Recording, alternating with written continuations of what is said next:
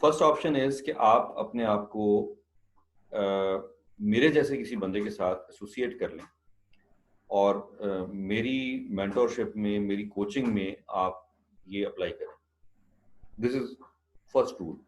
आप किसी भी सीनियर बंदे के साथ, हमने भी ये जब काम सीखा तो हमारे चैंपियंस जो थे, अजहर रिजवी साहब थे, डॉक्टर जहीर साहब थे,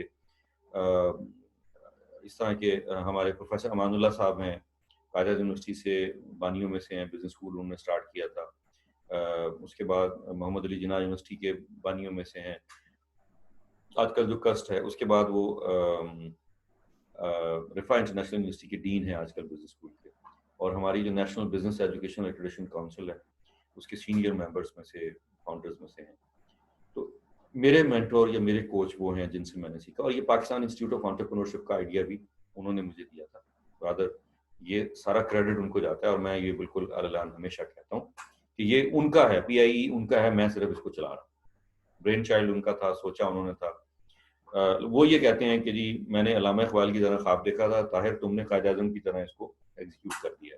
तो मेरे लिए एक ऑनर की बात है, रिस्पेक्ट की बात है कि वो मुझे ये क्रेडिट देते हैं। मैं हमेशा उनसे मशवरा करता हूँ।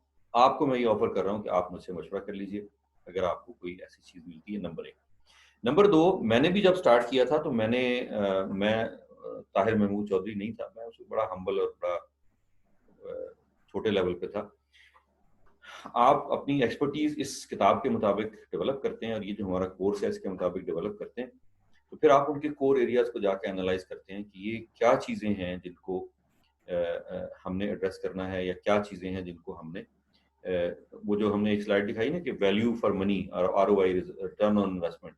अच्छा, रिटर्न ऑन इन्वेस्टमेंट सिर्फ फाइनेंशियल नहीं होता, बाज़ जगहों पे यूनिवर्सिटी का इमेज ऐसा होता है कि उसमें बच्चे एडमिशन नहीं लेते। एडमिशन में जो क्वालिटी आती है वो इतनी अच्छी नहीं होती। लाहौर में 27 यूनिवर्सिटीज़ हैं, तो लाहौर की एक यूनिवर्सिटी ने मुझे, जो 27th नंबर पे थी, उन्होंने मुझे बुलाया, मेरी कंसल्टिंग ली उन्होंने, और उसमें हमने उनको डेवलप करके दिया कि आप अपनी रेपुटेशन मैनेजमेंट कैसे बेहतर कर सकते हैं। तो उससे उनकी नंबर ऑफ इनटेक बेहतर हो गया, क्वालिटी ऑफ इनटेक बेहतर हो गया, उसके बाद उनकी प्लेसमेंट बेहतर हो गई, उसके बाद उनकी जो इंटर्नशिप थी, और ओवरऑल यूनिवर्सिटी की जो रेपुटेशन इंडस्ट्री में भी थी और पेरेंट्स के सामने भी थी, और जो टू बी कॉलेजेस जहाँ से आना था उनके साथ भी उनका इंटरफेस करवाया। अब लाहौर के 25 के करीब कॉलेजेस जहाँ से उनका फर्स्ट रॉ मटेरियल आता है, उनके अंदर उस यूनिवर्सिटी के लोग जाते हैं और जाके अपने मुख्तलिफ सेशंस रन करते हैं, जिससे फैकल्टी की भी ट्रेनिंग होती है, वहाँ की जो कॉलेज के जो लोग हैं, और वो आगे आते हैं। नंबर 3 जो आपने क्वेश्चन किया, ये चैलेंज होता है, इसको हम कहते हैं मार्केट इंटेलिजेंस। कि आप ये देखते हैं कि अच्छा मैं फलाने स्कूल में जा रहा हूँ, या फलानी यूनिवर्सिटी में जा रहा हूँ, फलाने कॉलेज में जा रहा हूँ, तो उसमें मुझे क्या, who is the concern person या हु इज द ओनर।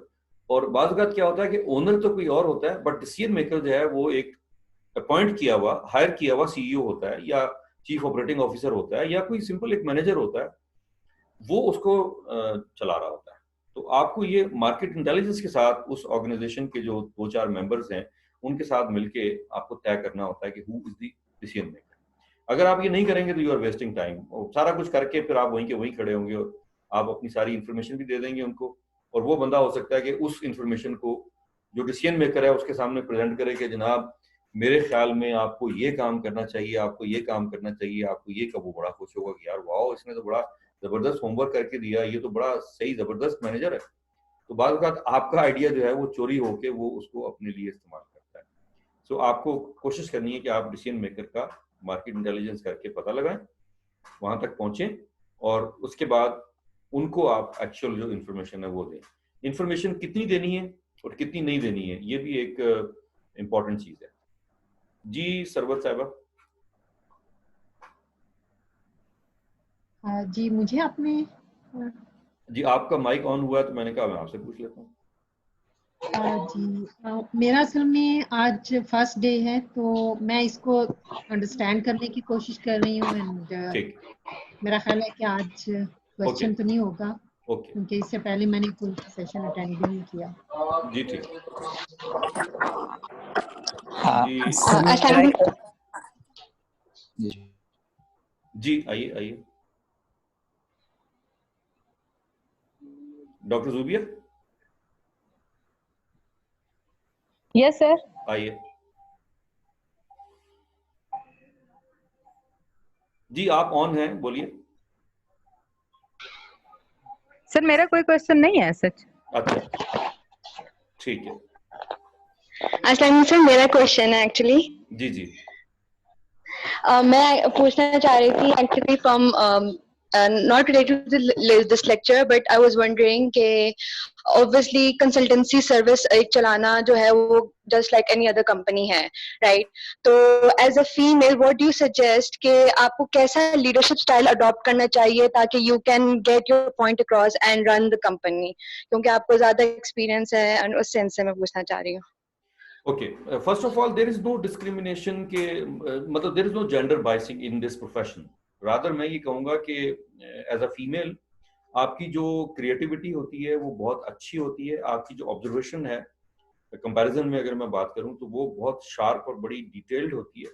तो उस स्किल को अगर आप while profiling the customer, customer से मुराद अब उसकी जो ऑर्गेनाइजेशन है, तो उसमें आप बहुत फायदा उठा सकते हैं, नंबर 1। नंबर 2, लीडरशिप स्किल जो है वो एक मल्टी फैसेट एरिया है जिसमें मेल और फीमेल की हम कंपैरिजन जब करते हैं तो उसमें हर शख्स का एक अपना पर्सनैलिटी ट्रेट होता है, लेकिन हमें इसके लिए जो चाहिए वो आपका होमवर्क है, प्रोस्पेक्टिंग है।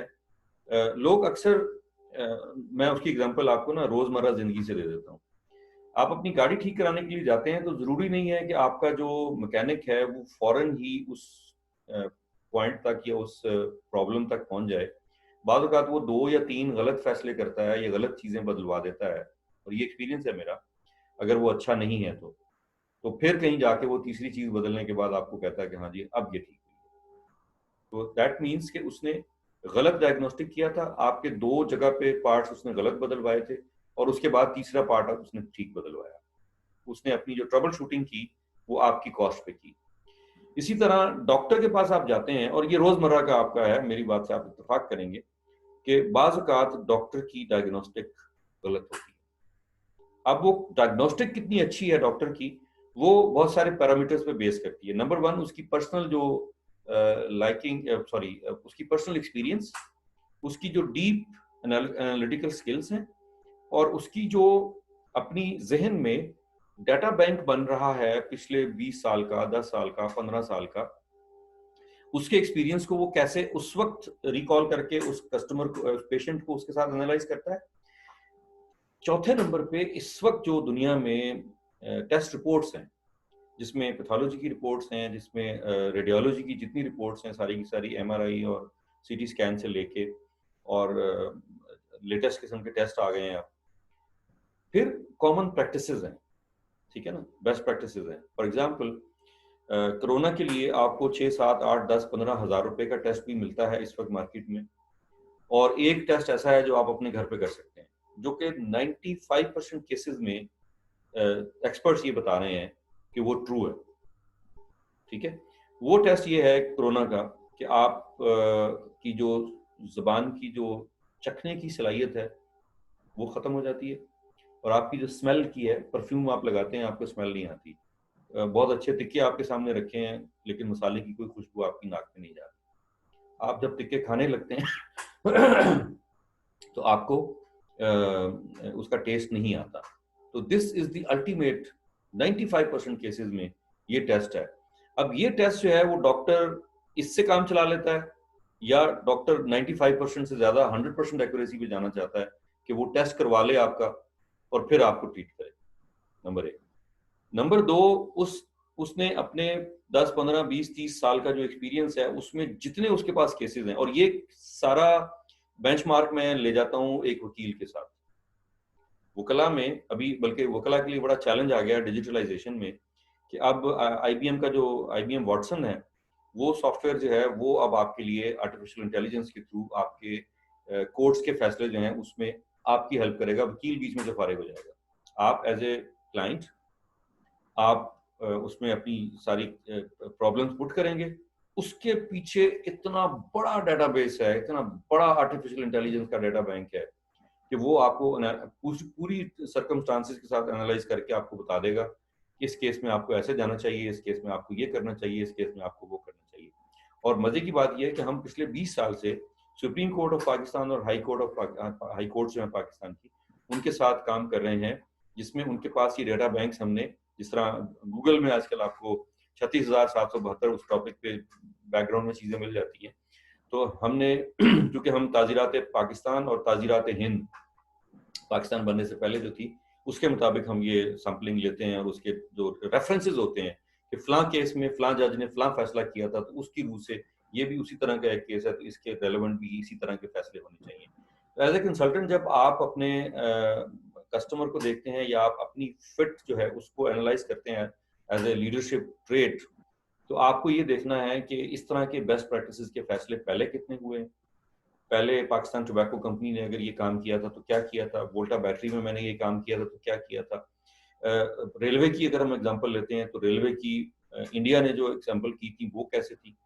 तो जब आप इन चीज़ों को देख के काम करते हैं तो फिर आपकी जो पर्सनैलिटी है वो रेज होती है, आपका जो स्किल सेट है वो रेज होता है, आपका विजन जो है वो रेज होता है। उसके बाद जब आप अपने फैसले करते हैं, आप अपने कस्टमर को एक टोटलिटी में 360 डिग्री कंपैरिजन, जितना अच्छा आपका होमवर्क होगा उतना अच्छा आप एनालिसिस कर सकेंगे, फिर आप किसी फैसले पे पहुंचेंगे, फिर आप उसके मुताबिक स्ट्रेटजी डिवाइस करेंगे और उसके step 1, step 2, step 3, step 4। For example हमने स्कूलों को रिवाइव करना है, there is only one tool which is digitalization, online classes, learning management solutions and so on.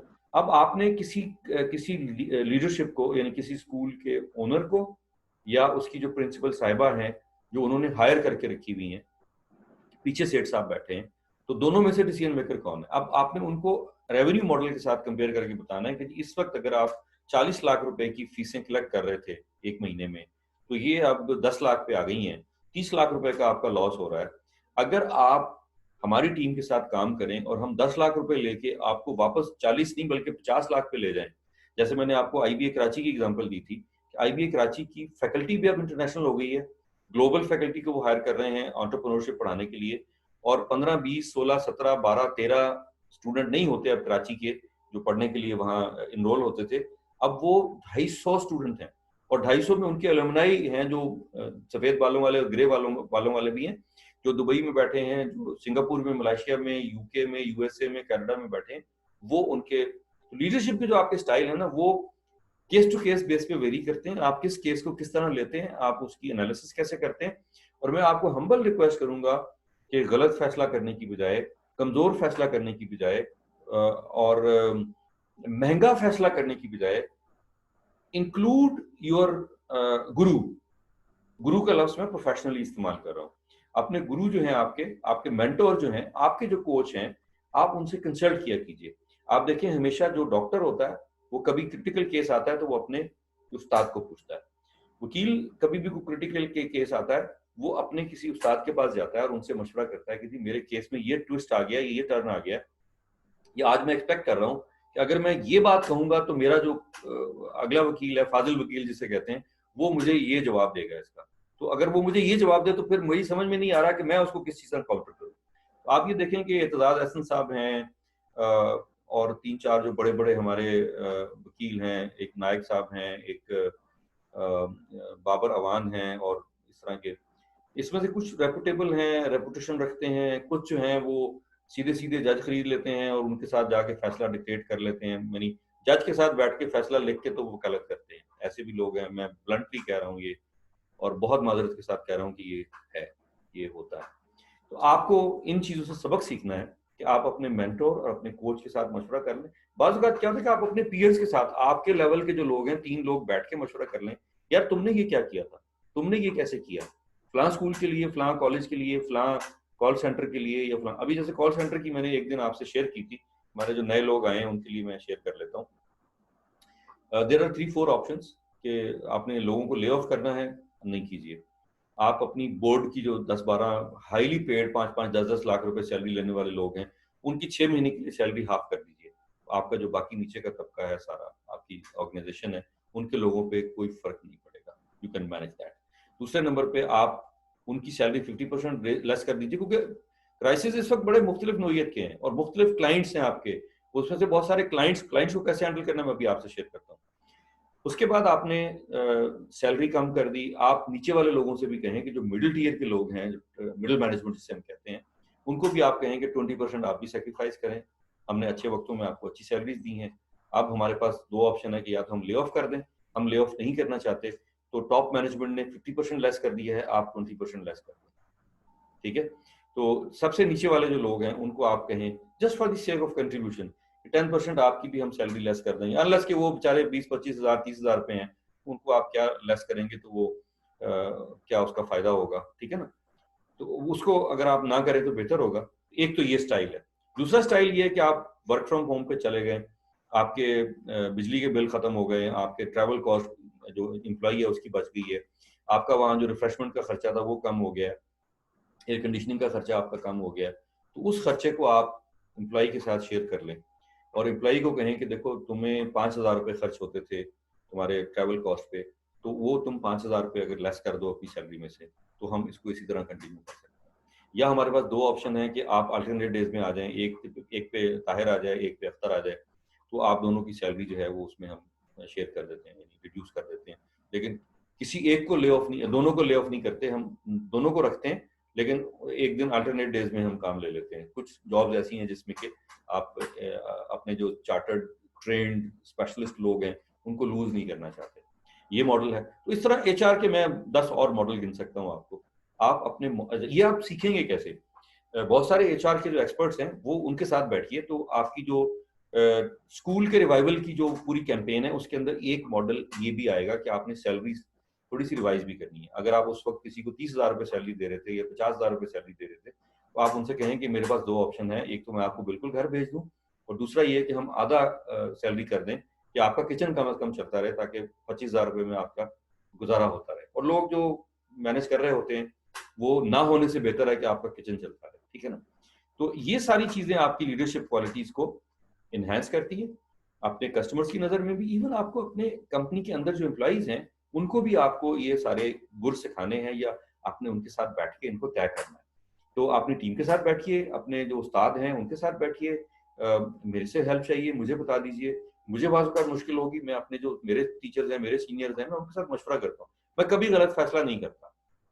अगर मुझे कोई डाउट होता है अपने फैसले पे, तो मैं 3 लोगों से पूछ लेता हूँ, अपने सीनियर से या इवन अपने पीयर से, क्या मैं ये काम करने जा रहा हूँ, तुम्हारा क्या ख्याल है, ये कर लूँ। तो आप यकीन कीजिए कि तीनों से करने के बाद मेरा कॉन्सेप्ट बिल्कुल क्लियर हो जाता है और हम किसी नतीजे पे पहुंच जाते हैं कि यस हमें ये काम करना चाहिए या हमें ये काम इस तरह करना चाहिए। I hope I answered your question.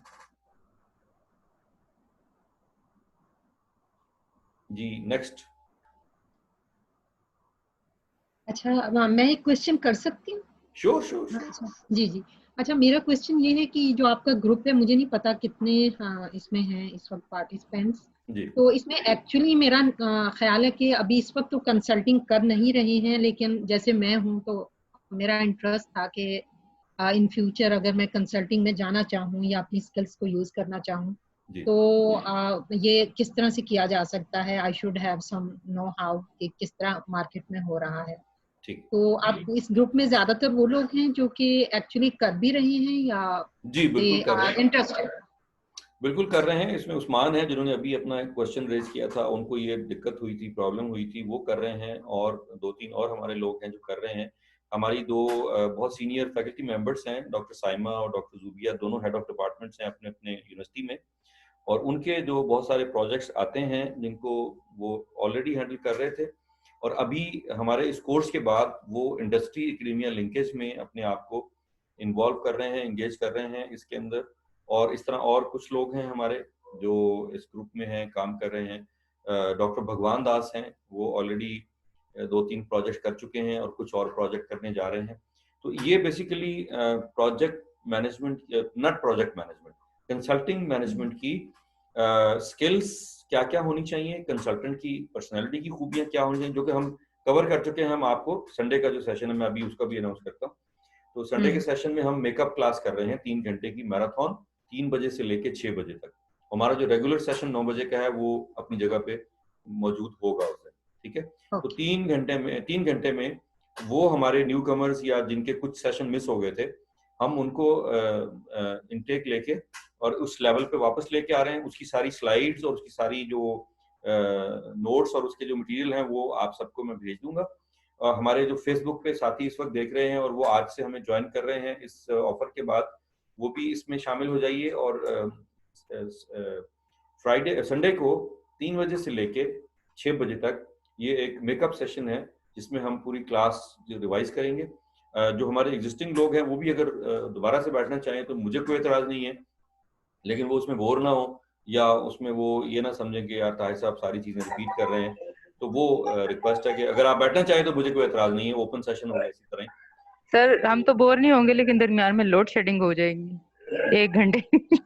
अच्छा, तो आपके पास लैपटॉप में ऑप्शन नहीं है या आपका वो सर्वर बैठ जाता है, राउटर बैठ जाता है? सर मैं मैनेज कर लूंगी इंशाल्लाह। सर मैनेज कर लेंगे मोबाइल पे कर इंशाल्लाह। लीजिएगा, मोबाइल पे हमारा ये फेसबुक लाइव चल रहा होगा तो उस पे आप कर सकते हैं। फाइन सर, फाइन सर, इंशाल्लाह ठीक है जी। नेक्स्ट।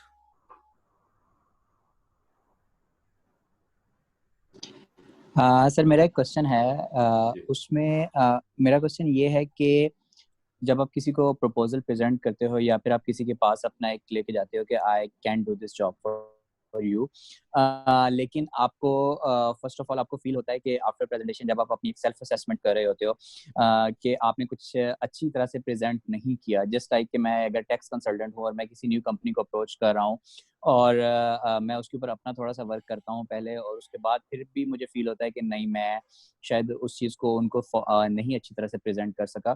तो आपकी जो सेकंड अप्रोच होती है वो किस तरह से होनी चाहिए? और सेकेंडली ये कि लेट्स से कि अगर आपने कोई बहुत अच्छा प्रपोजल भी दिया है तो उसके ऊपर फॉलो अप आपको कितना फ्रीक्वेंटली लेना चाहिए? क्योंकि बाज़ औक़ात जो है वो क्लाइंट्स जो है वो थोड़ा सा लेट डिलेज करते हैं या फिर वो अपनी उनकी प्रायोरिटीज़ नहीं होती, लेकिन आपने उनको फॉलो अप करके रिमाइंडर देना होता है। तो वो किस तरीके से उनको सेकेंडली दोबारा अप्रोच किया जाए ताकि आप इफेक्टिवली वो उस क्लाइंट को आप पकड़ सकें? ओके, इसमें एक चीज़ आती है जो हम सेल्स में करते हैं और इसमें चूंकि ये पॉइंट सेल से रिलेटेड है, उसको हम प्रोस्पेक्टिंग कहते हैं। जब आप किसी के सामने बैठते हैं ना और प्रेजेंटेशन देने लगते हैं, उससे पहले बहुत सारी चीजें तय हो चुकी होती हैं। फॉर एग्जांपल, क्या आपने उनको अप्रोच किया है या वो आप तक पहुंचे हैं? दोनों सिनेरियो में फर्क है, ठीक है ना? ऊपर वाला हाथ और नीचे वाले हाथ वाला कॉन्सेप्ट आता है। देन आप उनके किस कोर प्रॉब्लम को, कोर एरिया को, किसी कोर चैलेंज को एड्रेस करने जा रहे हैं, आपका होमवर्क उसके ऊपर कितना है, ठीक है ना? मैं बार बार ये स्कूल की एग्जांपल दे रहा हूँ या कॉलेज यूनिवर्सिटी की एग्जांपल दे रहा हूँ या मैं कॉल सेंटर्स की और सॉफ्टवेयर हाउसेस की एग्जांपल दे रहा हूँ। 50% से ज्यादा लोग इसमें से फारिग कर दिए। 15 लाख फैकल्टी मेंबर्स फारिग हो रहे हैं स्कूलों में, 15 लाख प्राइवेट सेक्टर के। तो ये अब चैलेंज है। अब इस चैलेंज की जो अफादियत है या इसकी जो शिद्दत है उस पर कोई शक नहीं है। तो आपका होमवर्क कितना है? जब मैं फिगर बोल रहा हूँ आपके सामने, तो मैंने ये फिगर गिन के तो नहीं कि मैं सारे स्कूलों में जाके टीचर गिने। मीडिया पे चीजें आ रही हैं। मेरा चूंकि कंसल्टेंट का रोल है तो मैं टीवी पे बैठ के ड्रामे नहीं देखता। मैं टीवी पे जो टॉक शोज आ रहे होते हैं एजुकेशन से रिलेटेड आ रहे होते हैं, तैयारा हादसा से रिलेटेड आ रहे होते हैं। 2 तो तैयारा हादसा के रिलेटेड मैंने खुद करवाए हैं, ठीक है ना? और 2 मैंने हायर एजुकेशन के रिवाइवल के ऊपर करवाए हैं, जिसमें मैं मॉडरेटर था। और एक में 4 वाइस चांसलर थे, एक में 7 वाइस चांसलर्स और रेक्टर्स थे और एक एक्स चेयरमैन थे हायर एजुकेशन कमीशन के, डॉक्टर मुख्तार साहब। फिर मैंने एक सेशन एचआर फोरम का हमारा मंथली होता है, उसमें मैंने एचईसी के डायरेक्टर जनरल हैं चौहान साहब, उनको लिया और उनके साथ बैठ के 2 घंटे हमने ये डिस्कशन की कि इस सूरत हाल को हम कैसे एड्रेस कर सकते हैं। तो आपका जो होमवर्क है ना, वो सर्टन करता है, या उसकी जो मैग्नीट्यूड है आपके होमवर्क का, वो that is directly proportional to your consulting prospecting, कि आप उनके कितने चैलेंजेस को एड्रेस करने जा रहे हैं। अच्छा, उनको बाज़ औक़ात अपनी सारी प्रॉब्लम्स का पता नहीं होता। जैसे डॉक्टर आपको फिर पूछता है कि आपके कान में भी दर्द होता है, फिर आप गौर करते हैं कि अच्छा मैंने नोट नहीं किया कि मेरे कान में भी दर्द होता है, ये नहीं होता। तो फिर आप उनको बताते हैं कि जनाब देखें, मैंने जैसे एक साहब को जाके कहा, मैंने एक चैलेंज आ रहा था यूनिवर्सिटीज में, और उसी टॉक शो में जो टीवी में हमने किया था उसमें ये चैलेंज आया कि जी वो एक साहब ने कहा जी कि बच्चे जो है ना वो इंटरनेट के पैसे अफोर्ड नहीं कर सकते। अब फ्रैंकली स्पीकिंग, अगर 500 रुपए का या 1000 रुपए का मैक्सिमम आप कर लें, इंटरनेट जो मोबाइल फ़ोन पे आप यूज़ करते हैं 15 से 20 GB, वो 1000 रुपये से ज़्यादा कॉस्ट नहीं करता। Let me justify that amount. 26 दिन या 22 दिन मुख्तलिफ यूनिवर्सिटियों के मुख्तलिफ वर्किंग डेज हैं, तो हम लोअर फिगर ले लेते हैं 22 दिन। 22 दिन बच्चा जाता है यूनिवर्सिटी में, तो वो कम से कम वहाँ पे कोई दही बड़े की, चना चाट की, समोसे की प्लेट खाता है, कोई मिल्क शेक का गिलास पीता है या कोई पेप्सी पीता है। तो अगर आप 22 दिन के सिर्फ ये कॉस्ट एक्यूमुलेट कर लें तो वो इंटरनेट की कॉस्ट से ज़्यादा बनती है। 22 दिन वो बच्चा चाहे वैगन में बैठ कर अपनी यूनिवर्सिटी जाता है या स्कूल कॉलेज जाता है, या वो अपनी मोटर बाइक पे जाता है या अपनी गाड़ी पे जाता है या ड्राइवर छोड़ के आता है उसको, या पब्लिक ट्रांसपोर्ट पे बस से बदल के जाता है। 22 दिन का अगर आप वो किराया कैलकुलेट कर लें तो वो उससे कम है, किराया उससे ज़्यादा है इंटरनेट से। तीसरे नंबर पे मैं परसों एक लर्निंग मैनेजमेंट सोल्यूशन की कंपनी के साथ एक नेगोशिएशन कर रहा था, वो अल्हम्दुलिल्लाह हो गई, हमें उसका प्रोजेक्ट मिल गया। उस पर हम डिस्कशन कर रहे थे, तो मैंने उनको कन्विंस किया कि क्या आपको पता है, मैं अगेन ये आपको भी बता रहा हूँ और बाकी जो पार्टिसिपेंट ने 3 क्वेश्चन अभी किए हैं ये उसका भी जवाब है और प्रोस्पेक्टिंग में आता है। लर्निंग मैनेजमेंट सोल्यूशन में बहुत कम कंपनीज को इस बात का इल्म है कि जब आप किसी ऑर्गेनाइजेशन को डिजिटलाइज कर देते हैं तो ये जो पेपर की कॉस्ट है डिजिटल के बाद, जैसे मैंने आपको ई बुक्स भेजी हैं सबको, 3 बुक्स हैं, अगर मैं उनके सारे पेजेस को प्रिंट करा के आपको भेजता तो मेरे ख्याल में 1000 पेज यानी 2 पेपर रिम वो दोनों आपके इसमें इस्तेमाल होते और कुरियर के पैसे लगते और फिर वो आपके पास रखने की जगह या आपको चैलेंजेस होते। और लोग मैं अभी भी समझता हूँ कि फिजिकल बुक को पढ़ना ज़्यादा आसान है, आपके बेड साइड पे रखी होती है, आप सोफे पे बैठ के पढ़ सकते हैं। इसके लिए आपको थोड़ा सा ज़रा माहौल बनाना पड़ता है, ये इसको संभालना पड़ता है, लैपटॉप को, टैब को या मोबाइल को। मोबाइल पे विजिबिलिटी, मैं चश्मा लगाता हूँ तो मुझे दिक्कत होती है या बारीक पढ़ना मुश्किल होता है मेरे लिए, मैं अवॉइड करता हूँ।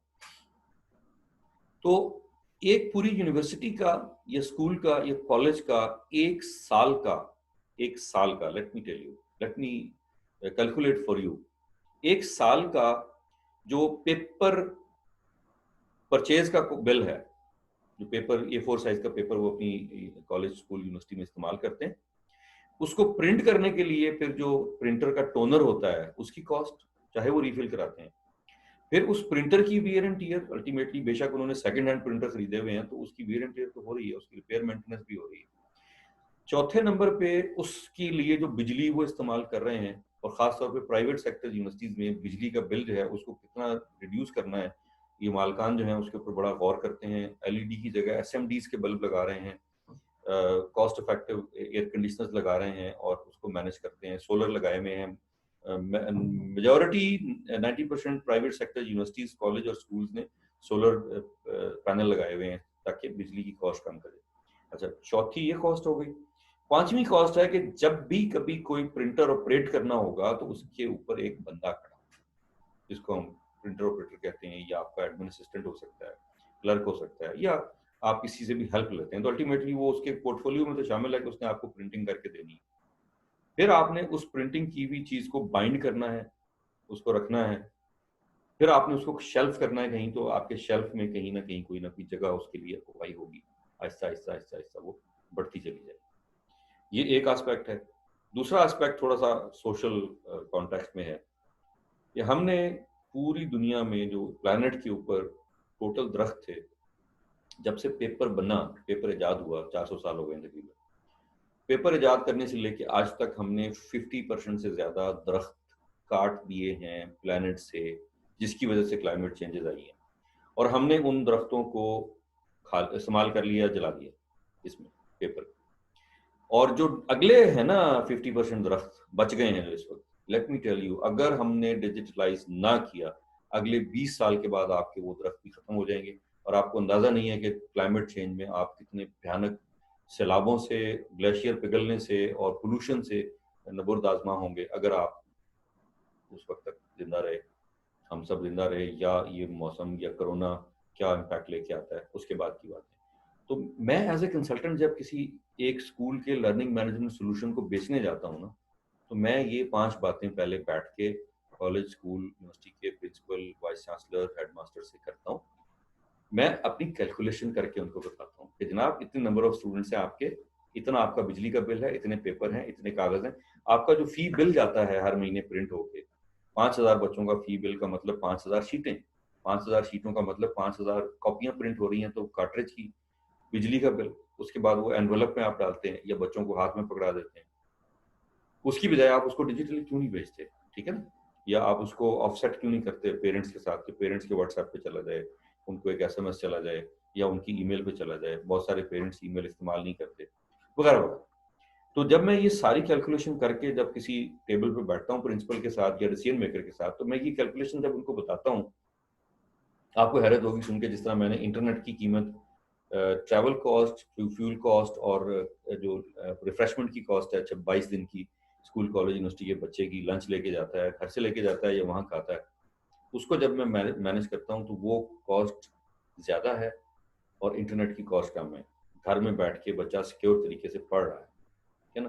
फिर ट्रैवल टाइम है, आधा घंटा कम से कम, कराची वालों के लिए तो घंटा घंटा लग जाता है, आधा घंटा आने का और जाने का या पौना घंटा जाने का आने का लगता है, तो आपकी टाइम की भी बचत। उस आधे घंटे में बच्चा थकता है, आप थकते हैं ऑफिस जाते हुए, 1 घंटा जाने में लगता है, अगर लंडी से आप टावर जाते हैं तो आपको 1.5 घंटा लगता है जाने में, 1.5 घंटा आने में, बाद औक़ात आपकी शारे फैसल पे गाड़ियां 2-2 3-3 घंटे ब्लॉक होती हैं।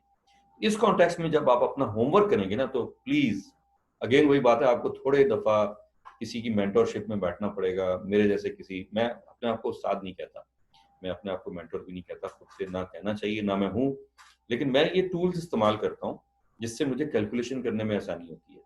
तो किसी भी एरिया में जब आप ये टूल्स इस्तेमाल करते हैं तो फिर आपको कैलकुलेशन करने में आसानी होती है। स्प्रेडशीट बना लें, कागज पे बना लें, अपने लैपटॉप में बना के साथ ले जाएं।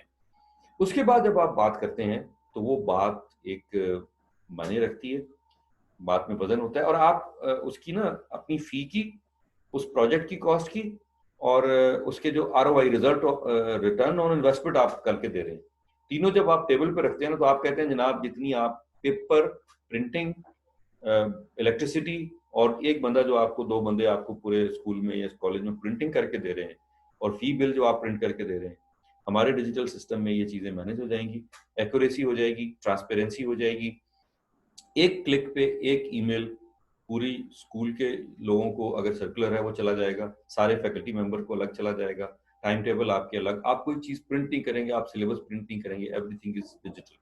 तो कॉस्ट पेपर की बचा के आप हमारा ये सिस्टम इनेबल कर सकते हैं, और एफिशिएंसी, एक्यूरेसी, ट्रांसपेरेंसी और क्विक रिस्पॉन्स।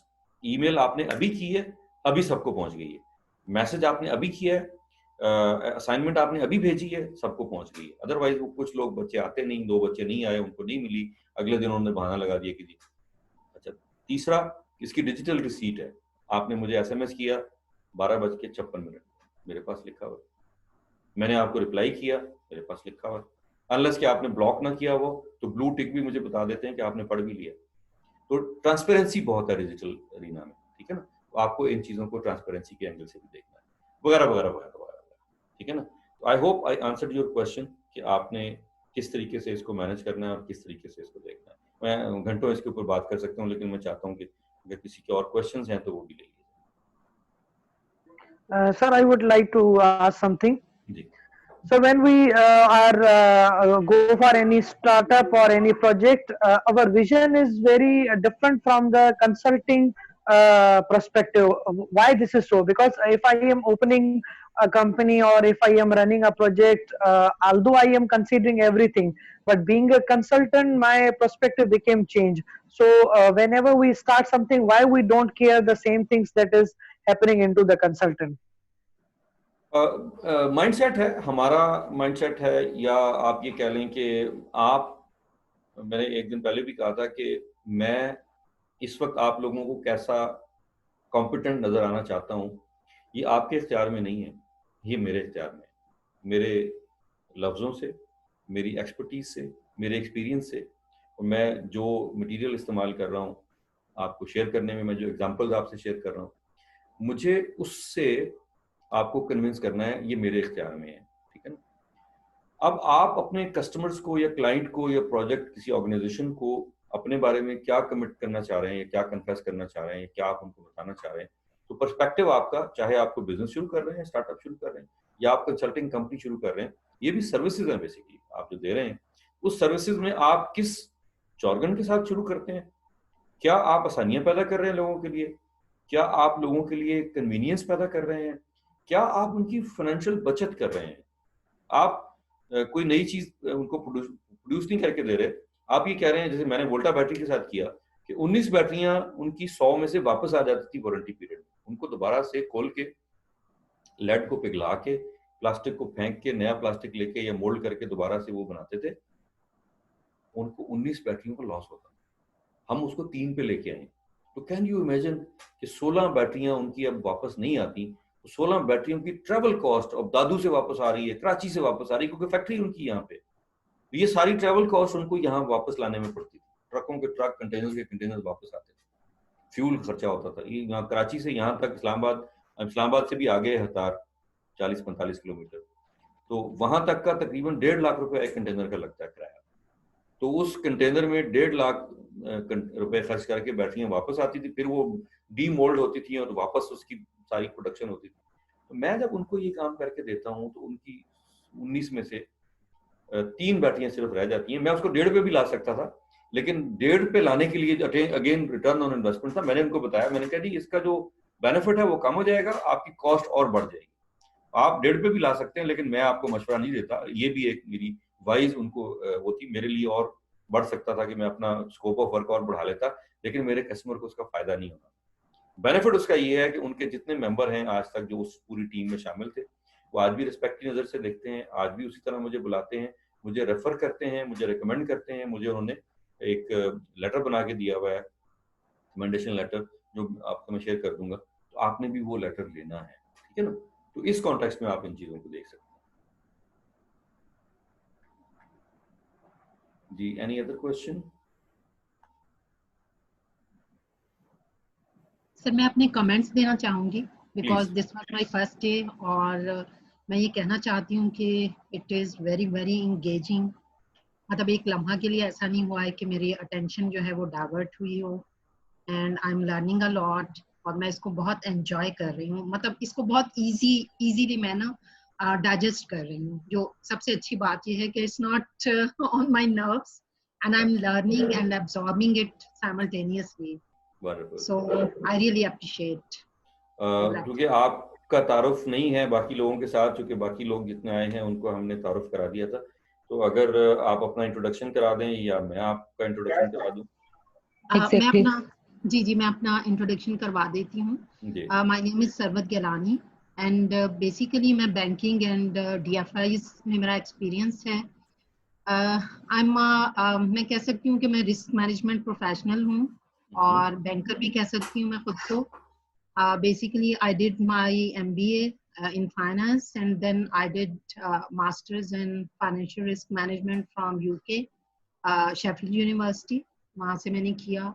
और बैंकिंग में मेरा एक्सपीरियंस है डिफरेंट सेक्टर्स में, एरियाज में, like credit, operations, branch banking. लेकिन बेसिकली लास्ट 15 ईयर्स से मैं मोस्टली मैंने रिस्क में काम किया है, और I am head of risk management eight HPFC house building finance company at present. और उसमें मैंने पॉलिसीज से लेके डिपार्टमेंट को डेवलप किया, और सारी पॉलिसीज, और a lot has been done in risk management in banking sector in last 15 years, because state bank की ज़्यादातर रेगुलेशंस इसी पे आती हैं, और इसमें हमने बहुत ज़्यादा काम किया है। तो ये है मेरी एक्सपर्टीज मेरा फील्ड, जो कि आपकी अभी तक के सेशन में इतना ज़्यादा इन तो नहीं है, लेकिन ये है कि इस पे भी हम बात कर सकते हैं। जी बिल्कुल, it will be a mutual sharing. हम आपसे भी रिक्वेस्ट करेंगे कि आप भी अपने एक्सपीरियंस शेयर करें, और बाकी लोग भी इसमें आपके जो एक्सपीरियंस हैं उससे फ़ायदा उठा सकते हैं। और माशाल्लाह with 15 years experience in this area, it's a great rich knowledge, और वो अगेन डाइवर्सिफाई होता है। और बाज़ औक़ात ज़रा सी ये जो हमारी एफर्ट है कंसल्टिंग की, इस क्लास की, इससे वो बहुत सारी चीज़ें पॉलिश हो जाती हैं, या बहुत सारी चीज़ों को आप समझ रही थी कि ये it's not something to share with other people, या इसको मैंने कौन सा कमाल कर दिया। लेकिन हो सकता है कि आपने जो 15 साल में इसको लर्न करके और इस हाउस बिल्डिंग फाइनेंस कॉर्पोरेशन की हेड ऑफिस में आपने पॉलिसी मेकिंग की है और आप रिस्क मैनेजमेंट की हेड हैं, तो बाकी जो लोग हैं दूसरे बैंक्स में वो इस आपके इस तजर्बे से फ़ायदा उठा सकते हैं, या आप उनको किसी स्टेज पे कंसल्टेंसी दे सकती हैं, या कोई प्राइवेट सेक्टर में जो बैंक हैं वो आपसे इन सर्विसेज को ले सकते हैं।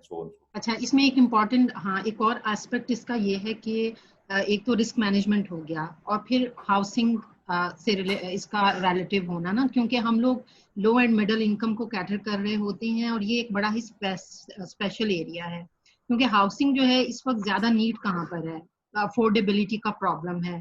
तो अफोर्डेबिलिटी को हमने बहुत ज्यादा कैटर किया है, हमारी टारगेट मार्केट है। और अब जो गवर्नमेंट का भी शुरू से रहा है, पहले भी रोटी कपड़ा मकान था और आजकल तो गवर्नमेंट का और भी ज्यादा इस पे फोकस है। तो और फिर इसमें प्राइवेट सेक्टर आ रहा है, इसमें ग्लोबल एजेंसीज जो हैं वो एंटर हो रही हैं, वो इंटरेस्टेड हैं। तो बहुत सारी ऐसी हैपनिंग्स हो सकती हैं कि इसको जो है हम यूटिलाइज कर सकते हैं इस एक्सपर्टीज को। तो ये है कि आप भी मुझे गाइड करेंगे और मैं भी अपना जो है नॉलेज शेयरिंग जो भी होगी मैं करती रहूंगी इंशाल्लाह जी। It's a great venture.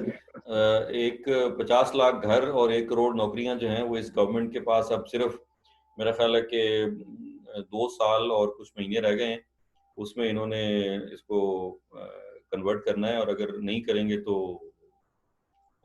फिर अगले इलेक्शन में क्या जवाब देंगे। तो रोटी कपड़ा और मकान तो पिछले 40 साल से हम सुनते आ रहे हैं। तो हम आपके तजर्बे से फ़ायदा उठाएंगे और आपसे इसके जो गुर हैं वो सीखेंगे। आपने अपने इंटरव्यू में मुझे बताया था कि आपने इंडिया की जो पॉलिसी है इस सिलसिले में उसको भी आपने स्टडी किया था। तो हम चाहेंगे कि 2-3 मुल्कों की जो कंपैरेटिव स्टडी है उसको किसी दिन आप शेयर करके 15-20 मिनट का एक हमारे लिए अगर आप एक छोटा सा बना के ले आए प्रेजेंटेशन, तो हम आपसे सुनेंगे कि हमें क्या करना चाहिए। और हमारे इसमें एक साहब हैं जो रियल एस्टेट से रिलेटेड भी हैं, और हमारे कुछ और लोग जो इस वक्त फेसबुक लाइव पे हैं, कोई 300-350 लोग, वो इसको बाद में भी हम शेयर करते हैं यूट्यूब पे और वो फेसबुक पे लोग देखते हैं।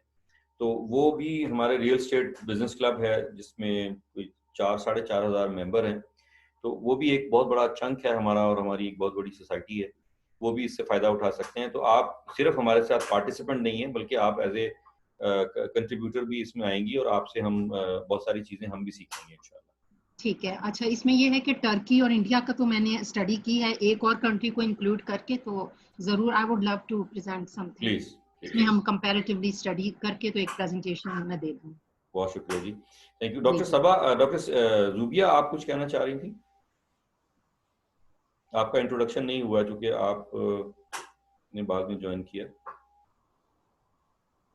डॉक्टर जुबिया।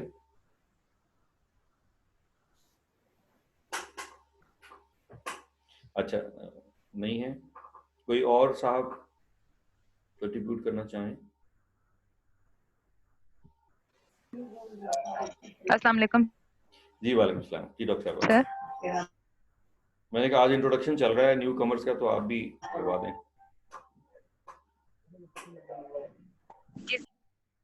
सॉरी सर, आपने कहा इंट्रोडक्शन करवाऊं अपना? जी, और हमारे जितने पार्टिसिपेंट्स हैं उनको पता चले ना आप कौन है, कहाँ से हैं, क्या कर रही हैं। जी sir, I am doctor Zubia and I am chairing Department of Microbiology and Biotechnology in Basim University, Peshawar. It's a private concern.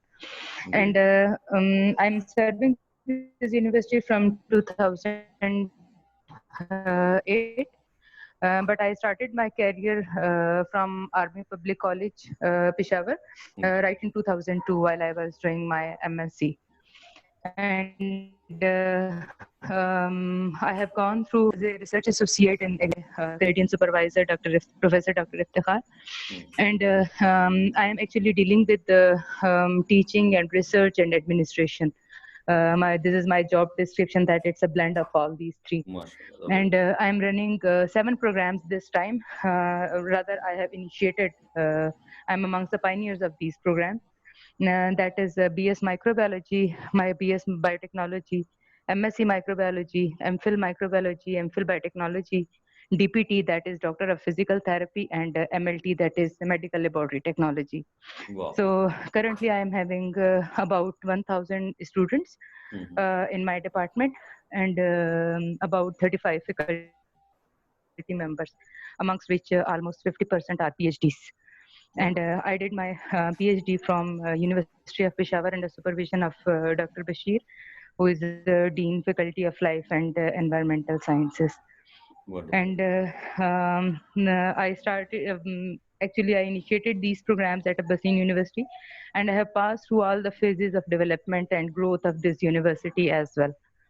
I remain engaged for 1 year on a special request of Dr. Muhammad Amjad Saqib to develop the systems and procedures of one of their institute at Akhuwat First. First stands for Faisalabad Institute of Research, Science and Technology. And so this is one of my big life achievement that during that 1 year, when I joined this institute, it was actually declining at that phase, at that time. It was having a student strength of 6 to 7 students were there, and some few faculty members were there. And I joined that organization, and I developed that and got admission from, as you know, that Akhuwat is serving for the underprivileged people of Pakistan. So we developed the systems such that we get admission from all across the Pakistan. That is 20% quota from each province, KP and Sindh, Balochistan, including Gilgit-Baltistan and Kashmir. And then I developed systems and policies there. That admission policy was not there at that time. It was just running a system with the UHS Lahore, wow. University of Health Sciences Lahore.